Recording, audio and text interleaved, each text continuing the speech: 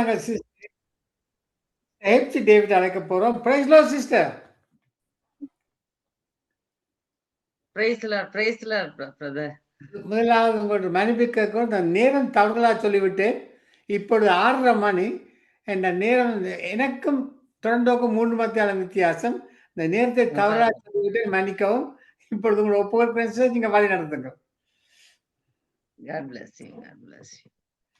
கண்களை மூடி ஜெபிக்கலாம். ஹalleluya. உம்மை துதிக்கிறேன், உம்மை வாழ்த்துகிறேன், உம்மை வணங்குகிறோம், உம்மை ஆராதிக்கிறோம். கிருபை நிறைந்தவரே, இரக்கம் நிறைந்தவரே, சர்வ சிருஷ்டிக்கும் எஜமானனே, உம்மை அழைக்கிறோம். இந்த நேரத்திலே நீர் வந்து எங்களோடு பேசுங்கப்பா. நீங்க பேசுனாதான் விடுதலை வரும். நீங்க பேசுனாதான் சுகம் வரும். நீங்க பேசுனாதான் ஆண்டவரை வெற்றி வரும். இப்பொழுதும் புதிய மாதத்திற்குள்ளாக நாங்கள் இருக்கிறோம். முதல் வாரத்துல இருக்கிறோம். ராஜாதி ராஜாவே, கர்த்தாதி கர்த்தனே, இயேசுமகா ராஜாவே, ஆண்டவரே, இப்பொழுதும் இந்த வானொலி மூலம் பல தேசங்களிலே கேட்டுக்கொண்டிருக்கிற ஒவ்வொரு மீதும் ஒரு வல்லமை இறங்கட்டும், ஒரு அபிஷேகம் இறங்கட்டும். ஆண்டவரே, இந்த மாத வாக்குத்தத்தத்தின்படி ஒரு வெற்றி முழக்கம் ஒவ்வொரு வீட்டிலும் உண்டாகட்டும். ஆண்டவரே, ஆசீர்வதியும். இரவையும் இருளையும் கடந்து வந்திருக்கிற உமது பிள்ளைகள் அந்த இரவை தேவன் வெளிச்சமாக்கி, அந்த இரவை பகலாக்கி, அந்த இரவை விடியலாக்கி, உமது பிள்ளைகளின் வாழ்க்கையிலே மகிமை தேவன் உதித்து உமது பிள்ளைகள் சந்தோஷமாய் பாடல் பாடுகிற ஒரு அனுபவத்தை கொடுத்து தேவன் ஆசீர்வதிக்க வேண்டும் என்று செபிக்கிறேன். மனதார ஆசீர்வதிக்கிறேன். இந்த வானொலியை ஆசீர்வதியும், பலப்படுத்தும். உமது நாம மகிமைக்கென்று கர்த்தாவை இவர்களை பயன்படுத்துவதற்காக நன்றி. தேசமெங்கும் கர்த்தருடைய செய்தி போவதற்காக நன்றி. இப்பொழுதும் என்ன மறைச்சிருங்கப்பா, நீங்க பேசுங்க. இயேசுவின் நாமத்தில் பிதாவே, ஆமென். ஆமென். ஆண்டவரும் உலக இரட்சகருமாகிய இயேசு கிறிஸ்துவின் ஈடு இணையற்ற நாமத்தில் நான் உங்களை வாழ்த்துகிறேன். என்னை அன்போடு அழைத்த சங்கமம் ரேடியோ அவர்களுக்கும் அன்பு சகோதரர் மகேந்திரன் அவர்களுக்கும் என்னுடைய நன்றியை நான் தெரிவித்துக் கொள்கிறேன். கர்த்தர் உங்களை ஆசீர்வதிப்பாராக. இந்த நாளிலும் கூட தேவ செய்தியின் தலைப்பு, நீ வெறும் கருவிதான், பெருமை பாராட்டாதே என்கிற தலைப்பு. நீ வெறும் கருவி மட்டும்தான், பெருமை பாராட்டாதே என்கிற தலைப்பு. ஆண்டவர் யாருக்கு கிருபை கொடுக்கிறார், யாரை ஆசீர்வதிக்கிறார், யாரை தேவனுடைய கிருபை சூழ்ந்து கொள்ளுகிறதுன்னா பெருமை இல்லாதவர்களை. தேவன் பெருமை இல்லாதவர்களுக்குத்தான் கிருபை அளிக்கிறார். பாருங்களேன், யாக்கோபு 4ஆம் அதிகாரம் 6வது வசனம், அவர் அதிகமான கிருபையை அளிக்கிறாரே என்று சொல்லப்படுகிறது. அதிகமான கிருபையை அளிக்கும் ஆண்டவர். ஆதலால் தேவன் பெருமை உள்ளவர்களுக்கு எதிர்த்து நிற்கிறார் என்று சொல்லப்படுகிறது. தாழ்மை உள்ளவர்களுக்கோ கிருபை அளிக்கிறார் என்று சொல்லி இருக்கிறது. உதாரணத்திற்கு வேற யாரும் வேண்டாம், மரியாள். மரியாள்கிட்ட கேப்ரியல் வந்து சொல்றாரு, கிருபை பெற்றவளே வாழ்க. அதாவது மரியாள் எந்த நிலைமையில இருக்கிறாங்க அப்படின்னா, ஒரு என்கேஜ்மெண்ட் ஆன ஒரு நிலைமையில இருக்கிறாங்க.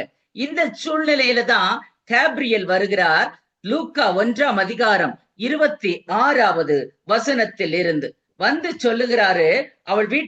அவள் தங்கியிருந்த வீட்டிற்குள் வந்து அவளை ஆசீர்வதித்து சொல்லுகிறாரு, கிருபை பெற்றவளே வாழ்க, கர்த்தர் உன்னுடனே இருக்கிறார், ஸ்திரீகளுக்குள்ளே நீ ஆசீர்வதிக்கப்பட்டவள். கிருபை பெற்றவளே வாழ்க. எடுத்த உடனேயே சொன்ன வார்த்தை கிருபை பெற்றவள், கர்த்தர் உன்னோடு கூட இருக்கிறார், நீ ஸ்திரீகளுக்குள் ஆசீர்வதிக்கப்பட்டவள், தேவனிடத்தில் இருந்து கிருபை பெற்றவள் என்று சொல்லுகிறார். இந்த ஆசீர்வாதம் எப்படி வந்துச்சு இந்த மரியாளுக்கு? அந்த ஊர்ல நிறைய பெண்கள் இருந்திருப்பாங்களே, அப்படி இருக்கும்போது மரியாளை மட்டும் ஆண்டவர் செலக்ட் பண்ணதுக்கு காரணம் என்ன? அவளுக்கு மட்டும் கிருபை கொடுத்ததற்கு காரணம் என்ன? அவளை மட்டும் பெண்களுக்குள் ஆசீர்வதிக்கப்பட்டவள் என்று அழைத்ததற்கு காரணம் என்ன? எல்லாவற்றிற்கும் மேலாக கர்த்தர் உலக இரட்சகராகிய ஆண்டவராகிய இயேசு கிறிஸ்து அவளுடைய வயிற்றிலே வருவதற்கு காரணம் என்ன? ஒரே ஒரு காரணம்தான். அவள் தேவனிடத்தில் கிருபை பெற்றதற்கு ஒரே ஒரு காரணம்தான், அவள் தாழ்மை உள்ளவள், மேன்மை பாராட்டாதவள், பெருமை பாராட்டாதவள். பாருங்கள், இந்த மரியாள் ஒரு கருவிதான், தேவனின் கருவிதான், தேவன் பயன்படுத்திய ஒரு பாத்திரம் தான். இவளுக்கு வந்த ஆசீர்வாதங்கள் பார்த்தீங்களா? இதற்கு பின்பதாக இருக்கிற ரகசியம் என்ன? நம்முடைய வாழ்க்கையிலும் கிருபை, ஆசீர்வாதம், தேவனிடத்திலிருந்து தயவு எப்படி வருங்க? எப்படி வரும்? நாம் தாழ்மைப்பட வேண்டும். இவ இந்த வார்த்தையை கேட்ட உடனே மரியாள் ஆண்டவருக்கு அடிமை என்று ஒப்புக் கொடுக்கிறார். ஆண்டவர் திட்டத்திற்கு தன்னை அர்ப்பணிக்கிறார். அவருடைய கருவியாக, அவருடைய பாத்திரமாக தன்னை அர்ப்பணிக்கிறார். உடனே சரண்டர். பாருங்களேன், அதாவது ஒரு கன்னிப்பெண் கர்ப்பவதியானா இந்த காலங்களிலே பாடு, அந்த காலங்கள்ல கல்லறிந்து கொண்டு போடு விடுவார்கள். அப்படி இருக்கும்போது கர்த்தருடைய வார்த்தைக்கு உடனே கீழ்ப்படிந்து அடிமை என்னை தன்னை தாழ்த்துகிறார். எனவேதான் அவள் கிறிஸ்துவின் கடவுளின் தாயார் என்கிற ஒரு அந்தஸ்தை பெறாங்க, கிருபை பெற்றவள் என்கிற ஒரு அந்தஸ்தை பெறாங்க, ஆசீர்வதிக்கப்பட்டவள் என்கிற ஒரு அந்தஸ்து பெறாங்க. நம்ம வாழ்க்கையிலையும் கிருபை வேணும், ஆசீர்வாதங்கள் வேணும், ஆண்டவர் என்னை பல மடங்காய் ஆசீர்வதிக்க வேண்டும் என்று நினைக்கிறோமே, நாம் இந்த மரியாளை போல கர்த்தருடைய வார்த்தைகளுக்கு உடனே கீழ்ப்படுகிறோமா? அது மட்டுமல்ல, இந்த ஆசீர்வாதங்கள் வேண்டும் என்று சொல்லுகிற நாம் அவருடைய வார்த்தைக்கு அப்படியே சரண்டர் ஆகிறோமா? மேன்மை பாராட்டாமல் இருக்கிறோமா? இந்த மரியாளை கவனிச்சு பாருங்க. யோவான் 2ஆம் அதிகாரம் 3வது வசனத்திலிருந்து திராட்சை ரசம் குறைவுபடுகிறது கானாவூர்ல. அப்போ இந்த மரியாள் ஆண்டவற்ற திராட்சை ரசம் குறைவுபட்ட போது இயேசுவின் தாய் அவரை நோக்கி, அவர்களுக்கு திராட்சை ரசம் இல்லை என்றால், அதற்கு இயேசு, ஸ்திரியே எனக்கும் உனக்கும் என்ன அப்படின்னு கேட்கிறாரு. நமக்கு நம்ம லாங்குவேஜ்ல இது கொஞ்சம் கடினமான வார்த்தை தான். ஸ்திரியே என்று அம்மாவை யாரும் கூப்பிட மாட்டோம். உனக்கும் எனக்கும் என்ன என்று சொன்னாலே, நானும் 2 பிள்ளைகளுக்கு தாய், 2 பையன்களுக்கு தாய். பாருங்களேன், ஆண் பிள்ளைகளுக்கு தாய். என்னை பார்த்து ஸ்திரியே உனக்கும் எனக்கும் என்ன அப்படின்னு கேட்டா எனக்கு எவ்வளவு வேதனை வரும், எவ்வளவு கோபம் வரும். ஆனா இவங்க ஆதியிலிருந்து கடைசி வரைக்கும் கீழ்ப்படிதலோடு தாழ்மையோடு வாழ்ந்தாங்கிறதுக்கு மிகப்பெரிய எடுத்துக்காட்டு இந்த இடத்துலதான். அதாவது ஸ்திரியே உனக்கும் எனக்கும் என்ன என்று சொன்னதுக்கு அப்புறமா கூட அவங்க தன்னை தாழ்த்தி கொண்டு நான் ஆண்டவருக்கு அடிமை என்பதை அவங்க கடைசி வரை மறந்து போகாம என்ன சொல்றாங்க? உங்க ஆண்டவர் என்ன சொல்றாரோ அதன்படி செய்யுங்கன்னு சொல்றாங்க. இதுதாங்க முதல் உதாரணம். நம்முடைய வாழ்க்கையில ஆரம்பம் நல்லாதான் இருக்கும், நல்ல தாழ்மையா தான் ஆரம்பிப்போம். மரியாளை போலலாம் ஒரு கிறிஸ்துவின் தாய் என்கிற அந்தஸ்து வந்தா என்னாகும் யோசிச்சு பாருங்களேன். நமக்கு ஒரு வேலை கிடைத்த உடனே, ஒரு ஆசீர்வாதம் கிடைத்த உடனே, ஒரு மேன்மை கிடைத்த உடனே அந்த தாழ்மை எல்லாம் காணாம போயிரும். அப்படி தாழ்மை காணாமல் போகும்போது கிருபையும் தானா நம்ம விட்டு காணாம போயிரும். ஆசீர்வாதங்கள் நம்மிடத்தில் இல்லாமல் போய்விடும். இவங்க ஆரம்பத்திலிருந்து எப்படி அடிமை என்று ஒப்பு கொடுத்தாங்களோ அதே தாழ்மையில கடைசி வரை இருந்தாங்க. அது மட்டுமல்ல, தன் சொந்த மகனை பார்ப்பதற்காக வெளியிலே காத்து கொண்டிருக்கிறாங்க. போய் சொல்றாங்க, ஒருவன் போய் சொல்லுகிறான், உங்க அம்மாவும் சகோதரர்களும் காத்து கொண்டிருக்கிறாங்க. மத்தேயு 12ஆம் அதிகாரம் 46வது வசனம்.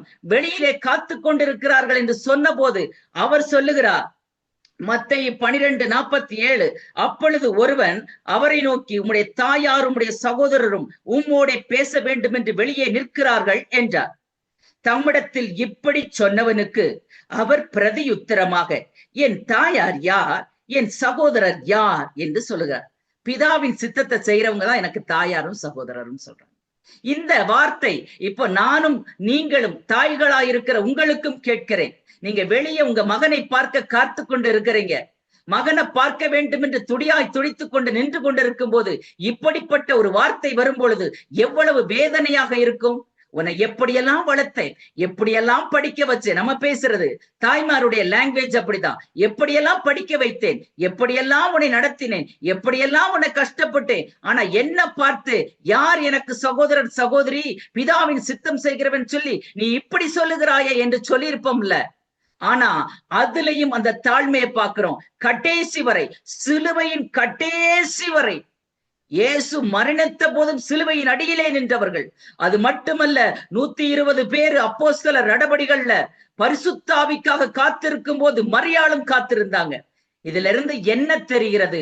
அவங்க ஆதியில் ஒப்பு கொடுத்த அதை அப்படியே தன்னுடைய சிந்தனையிலே வைத்துக் கொண்டு கர்த்தருக்கு அடிமை என்று ஒப்பு கொடுத்தது போல அதே போல கீழ்ப்படிதலோடும் அதே தாழ்மையோடு இருந்ததுனாலதான் உலக இரட்சகர் தாய் என்கிற ஒரு அந்தஸ்தை அவர்கள் பெற்றார்கள். அது மட்டுமல்ல, பெண்களுக்குள்ளேயே ஆசீர்வதிக்கப்பட்டவள் என்கிற ஒரு பெரிய பட்டத்தை பெற்றாங்க.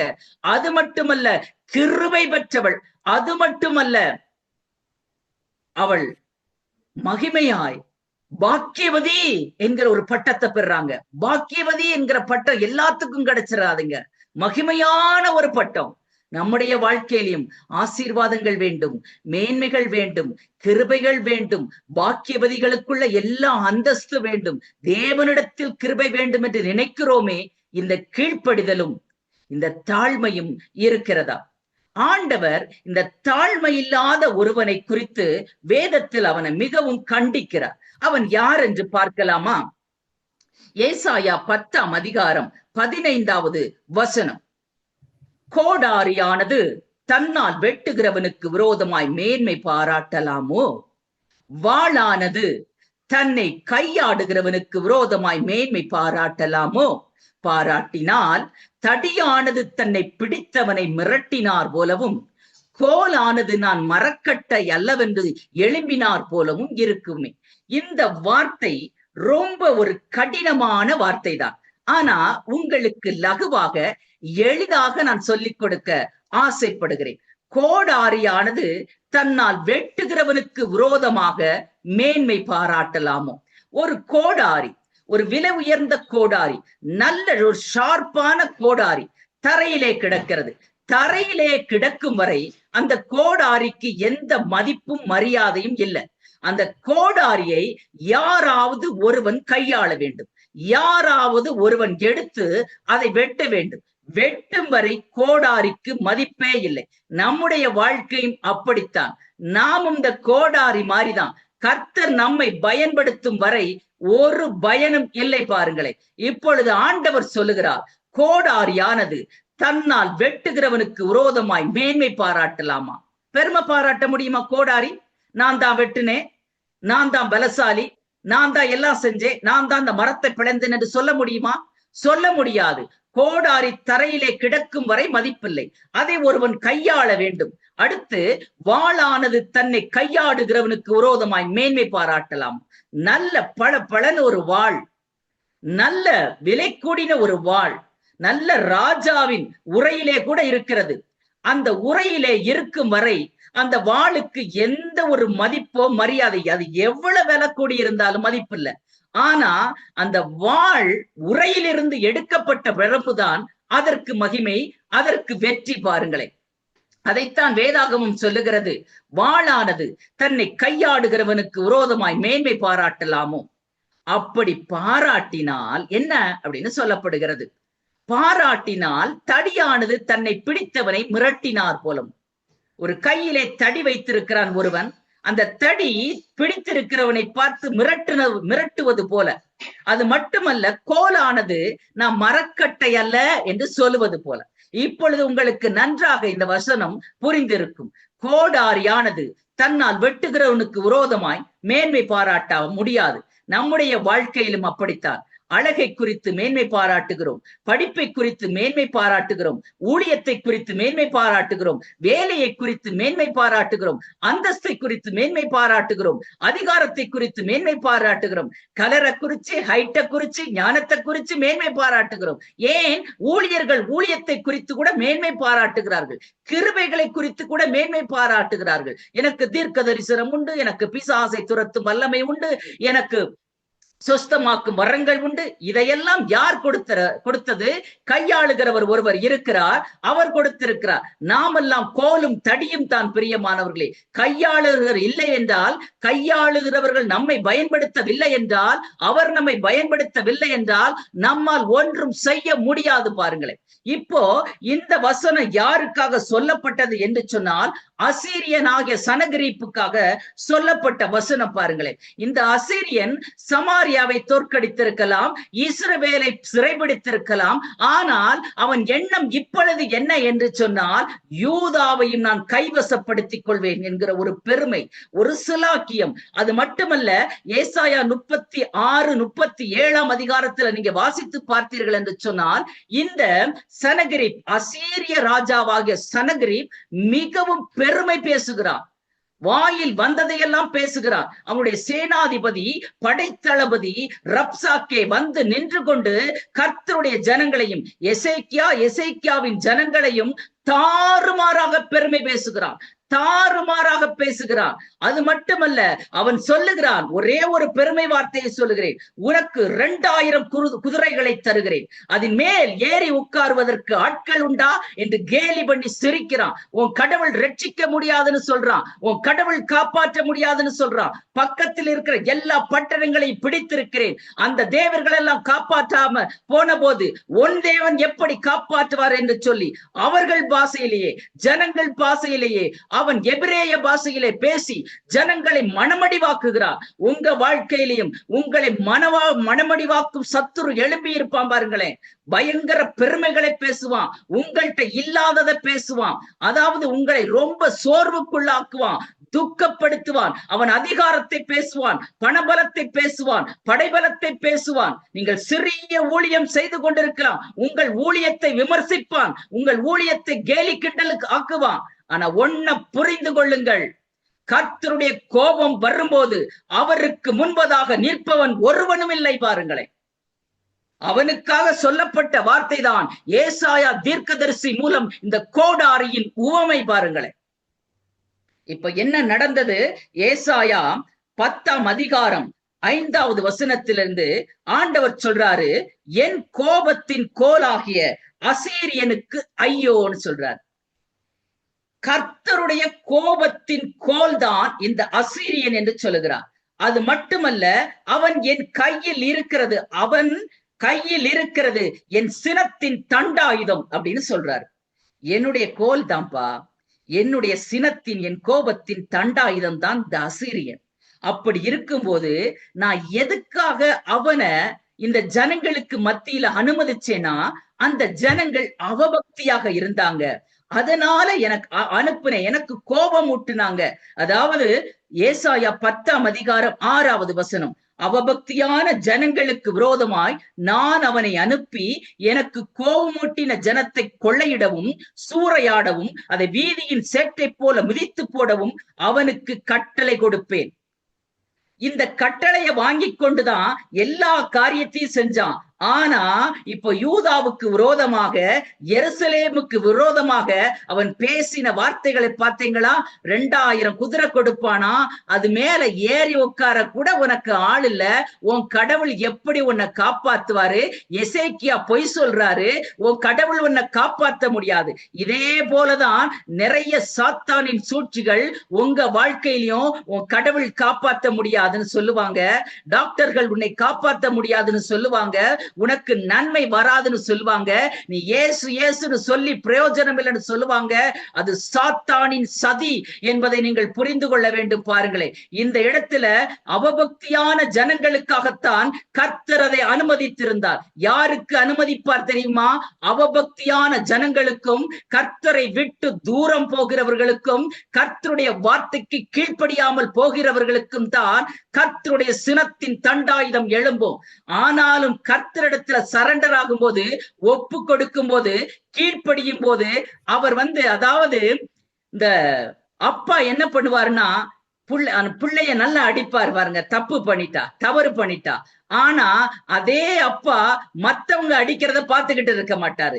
அதுதான் நம்முடைய ஆண்டவர் பாருங்களேன். எல்லாரும் அடிச்சாலும் அப்பா அடிச்சாலும் மத்தவங்க அடிக்க அப்பா விடாத மாதிரிதான் தாயுள்ளம் கொண்ட தந்தை நம்ம அடிக்க விட மாட்டாரு. நம்ம சரண்டர் ஆகும் போது உங்க வாழ்க்கையிலையும் இதே போல பிரச்சனைகளை தாண்டி வரலாம், ஏளனங்களை தாண்டி வரலாம். உங்களுக்கு விரோதமாய் அசீரியர்கள் எழும்பி இருக்கலாம், உங்களுக்கு விரோதமாக கரம் நீட்டி இருக்கலாம். இது எதற்கு என்பதை ஒரு நிமிஷம் ரியலைஸ் பண்ணுங்களேன். கர்த்தருடைய வார்த்தைக்கு கீழ்ப்படியாமல் போனதற்கு, அவபக்தியாய் மாறினதற்கு ஒப்பு கொடுத்து ஜெபிக்கும் போது அசீரியனுக்கு என்ன நடந்துச்சு தெரியுமா? ஆண்டவர் பார்த்தாரு, இது சரி வராது, என் பிள்ளைங்களை தொட்டுக்கிட்டே இருக்கிறான்னு சொல்லி என்ன பண்ணாரு? அவன் தன்னுடைய படைபலத்தையும் பலத்தையும் ஆள்பலத்தையும் இராணுவத்தையும் வைத்து பெருமை பாராட்டி கொண்டே இருந்தான். கர்த்தர் பார்த்தாரு. அதனால என்ன செய்தார் தெரியுமா? ஒரே இரவில ஒரே ஒரு தேவதூதனை அனுப்பி 1,85,000 பேரை சங்கரித்து போட்டான் என்று வேத வசனம் சொல்லுகிறது. 1,85,000. 2 ராஜாக்கள் 19ஆம் அதிகாரம் 35வது வசனம். அன்று ராத்திரியிலே சம்பவித்தது என்னவென்றால், பாளையத்துல எல்லாரும் வந்து அப்படியே ராணுவம் கூடி நிக்குது. எசேக்கியாவும் ஜனங்களும் கண்ணீர் வடிக்கிறார்கள். எசேக்கியா இந்த ரப்சாக்கை கொண்டு வந்த அவமானமாய் பேசின அந்த நிருபத்தை ஆலயத்துக்கு நேராக கொண்டு போய் வைத்து அழுது ஜெபிக்கிறார். ஆண்டவரே, கண்ணோக்கி பாரும், எங்கள் சிறுமையை பாரும் என்று அழுது கலங்குகிறார். நீங்களும் கர்த்தருடைய சமூகத்துல உங்க விண்ணப்பங்களை விரிச்சு வைங்க. கர்த்தர் சத்தத்தை கேட்பார். பிரியமானவர்களே, விரித்து வைத்து அழுத போது கர்த்தர் ஏசாயா தீர்க்கதரிசி மூலம் அவன் வந்தாலும் உன்னை சேதப்படுத்த முடியாது, அவன் திரும்பி போவான் என்கிற கர்த்தருடைய வார்த்தை வந்தது. உங்க வாழ்க்கையிலும் சோர்வுகள் வரும்போது, நெருக்கங்கள் வரும்போது, பிரச்சனைகள் வரும்போது, துக்கம் வரும்போது, வியாதிகள் வரும்போது, தேவனுடைய சமூகத்திலே எசேக்கியா மாதிரி நீங்களும் விண்ணப்பங்களை வைத்து ஜெபிக்கும் போது கர்த்தருடைய கரம் உங்களுக்கு ஆதரவாக நீட்டப்படும். இந்த ஜெபத்தை கர்த்தர் கேட்டார், கோபம் கொண்டார். தம்முடைய ஜனங்களுக்காக வைராக்கியம் கொள்ளுகிற தேவன் வைராக்கியம் கொண்டார். ஒரே இரவுல எதையெல்லாம் வச்சு மேன்மை பாராட்டினானோ அதெல்லாம் ஒரே நாள்ல போச்சுங்க. 2 நாளாகும் 32ஆம் அதிகாரம் 21வது வசனம். அந்த பாளையத்துல இருந்த பராக்கிரமசாலிகள், தலைவர்கள், சேனாதிபதிகளை எல்லாம் 1,85,000 பேரை 10 தேவதூதன் வரலங்க, ஒரே ஒரு தேவதூதன் சிங்கிளா வந்து ஒரே ஒரு தேவதூதன் 1,85,000 பேரை சங்கரித்து விட்டு கடந்து போனான். பாருங்களேன், இந்த மேன்மை எங்க போச்சு? இந்த பெருமை எங்க போச்சு? இந்த படைபலத்தின் பெருமை எங்க போச்சு? அதாவது எதை வச்சு சனகரி பேசிக்கொண்டே இருந்தானோ அந்த சனகரி பாளையத்திலே காலையில எழுப்பி பார்க்கும் பொழுது பராக்கிரமசாலிகளை காணோம், யுத்த வீரர்களை காணோம், தலைவர்களை காணோம், சேனாதிபதிகளை காணோம். கர்த்தர் அதம் பண்ணி போட்டார். எவன் ஆண்டவருடைய பிள்ளைகளுக்கு விரோதமாய் எதிராக வந்தானோ அவன் செத்த முகமாய் திரும்பி போனான் என்று வேதம் சொல்லுகிறது. பிரியமானவர்களே, உங்கள் சத்துருக்களும் உங்களுக்கு விரோதமாய் எழுப்பினவர்களும் நீங்க இந்த நாட்கள்ல சரண்டர் ஆனீங்கன்னா, ஆண்டவரே, எனக்கு விரோதமாய் வந்த இத்தனை காரியங்களும் கீழ்ப்படியாமையினால் வந்தது, அவபக்தியினால் வந்தது, நான் ஒப்புக் கொடுக்கிறேன் என்று சொல்லும் போது உங்கள் சத்துருக்களும் உங்களுக்கு விரோதமாய் எழுப்பி இருக்கிற எல்லா காரியமும் செத்து போகும். செத்த முகமாய் திரும்பி போவார்கள். பிரியமானவர்களே, திரும்பி போவார்கள். போன இடத்துல கற்ப பிறப்பே அவனை கொன்று போட்டது. உங்க வாழ்க்கையிலும் இன்னைக்கு ஒரு முடிவு எடுக்க போகிறோம். மரியாளை போல கிருபை பெற்றவள், ஆசீர்வதிக்கப்பட்டவள், தேவனிடத்தில் கிருபை பெற்றவள், பாக்கியவதி, உலக இரட்சகரின் தாய் என்கிற அந்தஸ்து எப்படி வந்தது? தன்னை கடைசி பரியந்தம் தன்னை தாழ்த்தினால். பாருங்களேன், எல்லாரும் அறியும் பரிசுத்தாவியை பெற்றுக் கொள்வதற்கு தேவ சமூகத்திலே காத்திருந்தாள். அவ்வளவு தாழ்மை, அவ்வளவு தாழ்மை. அது மட்டுமல்ல, இந்த சனகிரீப் வந்து ஆண்டவருடைய சினத்தின் கோல் தான், அவருடைய சினத்தின் தண்டாயுதம் தான்.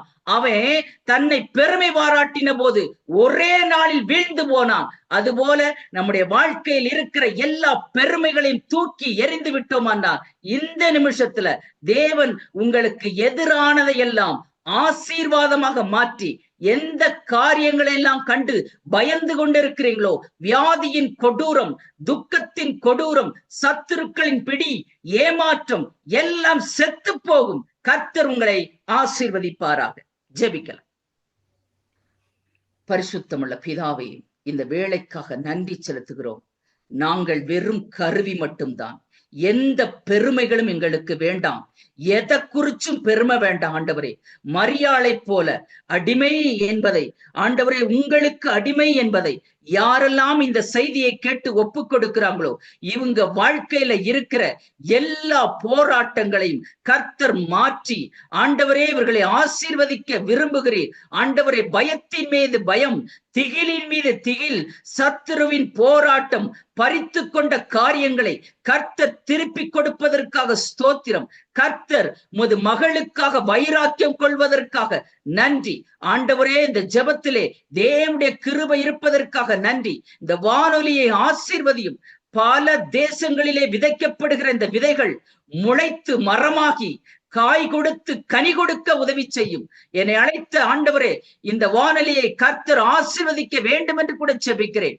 இயேசுவின் நாமத்தில் ஜெபிக்கிறேன் பிதாவே. ஆமென். ஆமென். ஆமென். நன்றி சிஸ்டர் ஹேபி டேவிட். அருமையான ஒரு வெளிப்பாடு. எனக்கு ஒரு கேள்வி இருந்தது.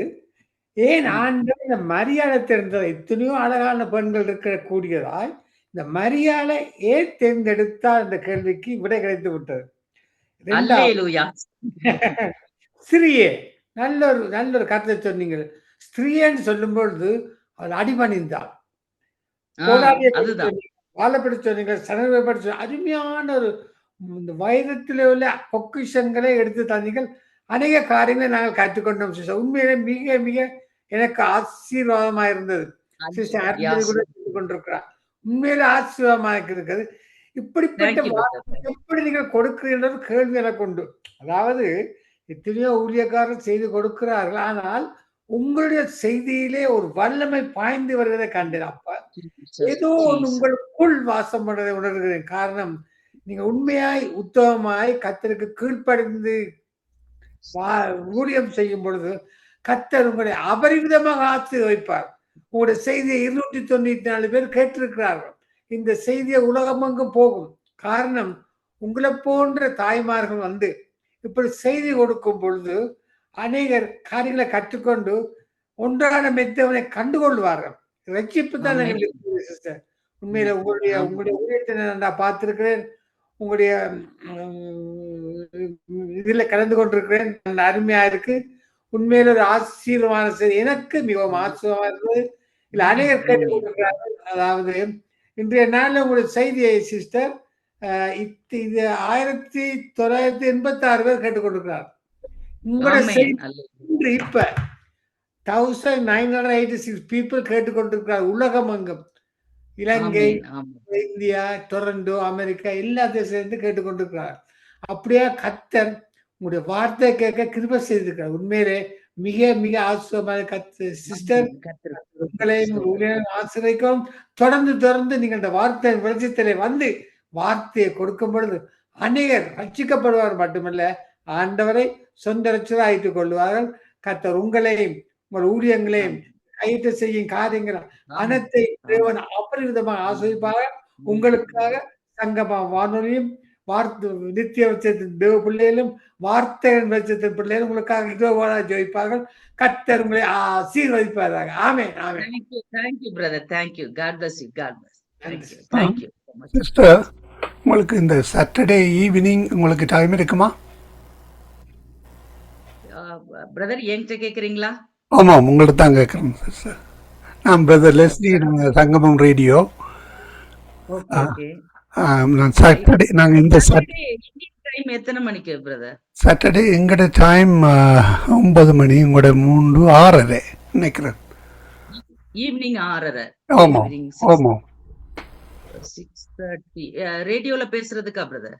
ஆமாம். இதில் நீங்கள் நாங்கள் சாட்டர்டே சண்டேஸில் புதிய ப்ரோக்ராம் ஸ்டார்ட் பண்ணுறோம், அபிஷேக ஆராதனை என்று. அதில் உங்களுக்கு செய்தி கொடுக்கலுமா? சாட்டர்டே என்ன சண்டே ஆலயம் இருக்கும் எல்லாருக்கும். அதனாலே உங்களுக்கு சாட்டர்டே பின்னேரம் 6:30. வெளியில இருக்குதான், வெளியில போறேனாங்கிறத செக் பண்ணிட்டு உங்களுக்கு ஒரு வாய்ஸ் மெசேஜ் போட்டுறவா பிரதர்? இதுல யாருக்கு பிரதர்? மகேந்திரனுக்கோ இல்ல உங்களுக்கு போட்டுறவா?